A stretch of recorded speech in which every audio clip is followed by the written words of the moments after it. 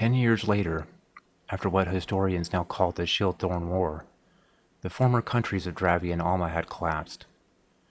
Dravia's nomadic tribesmen left the capital city and the large port town of Leviathan Bay, leaving only those without a clan or foreigners. They left to restore their clan's numbers after so many fell in the war. The two large cities quickly became dens of crime and disorder. Old almond platoons still wandered the desert, now as mercenaries and bandits. The tribes became isolated and warred among themselves for the rare resources the sands held. Only the hidden oasis, the little town that started Dravia's rise to kingdom, remained untouched. It was still used as a neutral trade town between the tribes, hidden deep within the sands.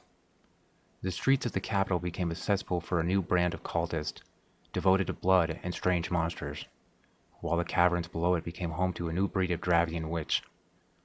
The 12 tribes of Dravia slowly regained their strength as they shifted seasonally across the sands and valleys. Alma, after having expanded so far, so fast, once again was sundered into smaller kingdoms. No clear line of succession and the massive death toll of soldiers and generals led to infighting, which led to a civil war and multiple rebellions. The kingdom slowly crumbled under its weight as portions of it were annexed. The winner of the civil war tried desperately to keep what was left of the kingdom afloat as portions of the military abandoned their posts. Lalanders strolled through the newly erected tents of Isla Aurora, set up in their springtime spot. The clan had fended off an Isla Ha raid the day before, and she was on something of a patrol, looking for anything amiss. Isla Aurora had always been a small clan, but the war left their numbers few indeed. But they had always been a clan of magic as well. She spotted her soon-to-be husband, working hard, as usual, putting the finishing touches on the couple's newly made tent.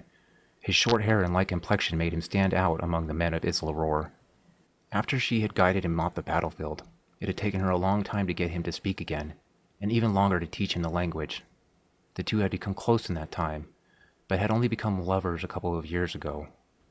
She thought to call out DeMarcus, but decided it would be better to finish her round so she could meet him for an afternoon break before she had to train the youngling witches. Caled and Leah had proved to be invaluable members of the clan. Caled had a unique combat training compared to most Dravians, and he was more than willing to teach.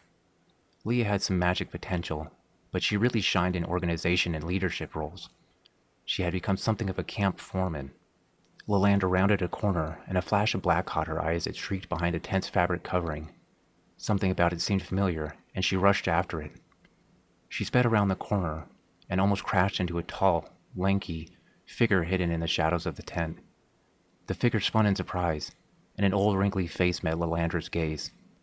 The two stared at each other for a second, then a goofy grin began to spread across the old man's face as Phineas said, "I finally found you." Wolf woke up with a startle. The pitch black of early morning still encompassed his room. He ran his right hand over his eye, making sure it was still there as he ran his left hand over his stomach. The sweat dripped off him as the sleep wore off. He couldn't believe how real that dream was.